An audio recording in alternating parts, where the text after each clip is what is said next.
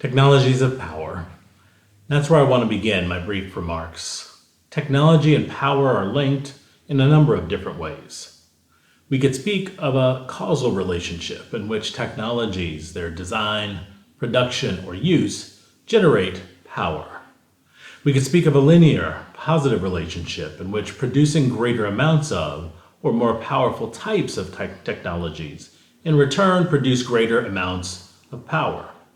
We could also talk about the reciprocal relationship between technology and power, one in which the drive for power motivates the need for technology and technological production, sustains that drive for power. Or one in which the production of seemingly benign technologies inevitably get used in the service of producing, reproducing, and sustaining power. I say all that to say simply that I believe that power is, at least in my estimation, a necessary condition for thinking critically about any technology.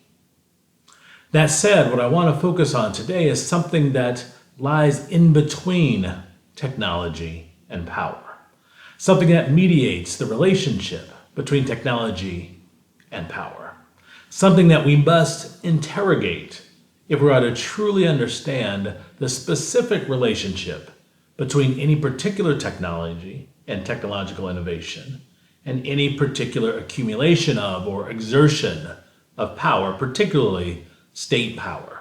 And that is the problem. If we want to understand the motivations driving technological production, we must look at the problem a technology was meant to, or at least thought to, solve. If we want to understand how it is that technology produces and reproduces power, we must understand how that problem is defined and framed. If we want to understand how technologies are designed, built, networked, and deployed in a way that they become technological infrastructures that undergird and sustain state power, we must look at how a particular problem and its framing perpetuate itself so as to produce technologies that systemically automate their so-called solution to this problem. I don't have much time, but I want to briefly demonstrate what I mean here by taking us back almost 60 years to tell a story about how today's state surveillance technological infrastructure began, or at least one beginning. It is a story about a specific technology, a so-called criminal justice information system named Alert 2 that debuted in Kansas City, Missouri around 1968. More than it's a story about technology, it's a story about a problem, one that existed, of course, long before 1968 and one that continues to persist on a global scale to this day, and that is race and the policing of blackness.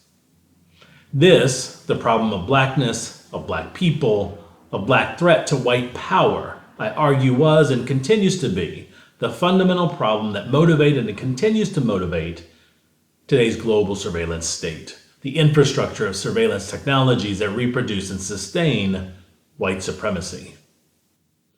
Before I lay out this very brief story, one that I chronicle in much more detail in my recent book, Black Software, I want to quickly identify what I call the 7 dimensions of techno-racial infrastructures, or what we might say are 7 steps in the building of technological infrastructures, ones that not only reproduce and sustain power in general, but white racial power in particular. This process begins with, first and number 1, the identification of the problem. Second and number 2, the institutionalization of the problem. Third and number 3, the translation of the problem into a technological solution. 4, the application of the solution to the problem. Number 5, the scaling of the so-called technological solution. Number 6, reapplications in different forms of that solution. And 7th and finally, the ubiquity of the technological solution and the necessary ubiquity, of course, of the problem itself. At the dawn of the 20th century, W.E.B. Du Bois wrote about the experience of being asked, how does it feel to be a problem? By the 1960s, that question had not changed, and black folk were still the country's, that is the United States, most profound problem. We filled the streets of our largest cities and rural hamlets to fight for the right to be seen as fully human, with equal access to opportunity. White America, however, called our tactics riots, civil disturbances, civil emergencies. To them and to the state, the problem, us, black people, were framed as a product of a backwards culture, one that produced almost inevitably a people bent towards violence, lawlessness, and criminality. The problem of blackness, the problem of black violence, the problem of crime, all of course one and the same in the mind of white America, was institutionalized, at least in one of many ways, in the formation of President Lyndon Johnson's 1965 Commission on Law Enforcement and the Administration of Justice. This commission mobilized the power of the federal government to find solutions to the problem of crime, the problem of blackness, and its threat to civil society. The Commission's Science and Technology Task Force was specifically mobilized to find new technological solutions to the nation's so-called crime problem. Translating the problem into a technological solution began with an array of experiments that the Science and Technology Task Force embarked upon.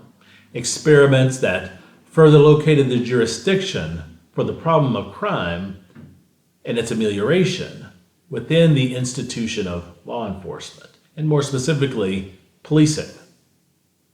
The embodiment of all these experiments came first, or revealed themselves first, in the form of Alert 2, again, a criminal justice information system that first debuted in Kansas City, Missouri, not so ironically, following the uprisings that upended the city in the aftermath of Dr. Martin Luther King Jr.'s assassination in 1968. Alert 2 was a computer database network both locally, across neighboring states, and across the United States through the FBI's National Crime Information Center. It stored information about crime and so-called criminals, as well as routine police work. The system was so unique, so powerful and technologically innovative that it drew state admirers from as close as our North American neighbors in Canada, as far as Japan, officials from which and many other states and countries came to see and to witness this technological marvel in Kansas City, this innovation in policing. In very simple terms, Alert 2 demonstrated and crystallized a racial and spatial logic for conceptualizing, operationalizing, and mobilizing police work. The application itself began not only to automate a new surveillance logic, but also generate new practices such as racial profiling that conjoined new technological systems with the racial problems they were created to solve. By 1972, there was at least one version of Alert 2 operating in every U.S. state and territory, and proliferated by the hundreds throughout the 70s, 80s, and beyond, during which time there were many reproductions, systems reproduced in countless and similar applications. As I state in Black Software, the problem with perpetually being a problem is that you become the object of anything and everything that holds itself out as a solution. Today's surveillance state is built on a technological infrastructure that is racialized and spatialized in such a way that there is a perpetual impulse and need to train and target surveillance tools on individuals and communities of color. Places and people that continue to embody not only the problem of violence and crime in the minds of white people globally, but every problem that the world views and the state views as a threat to maintaining an always existing perpetual racial order.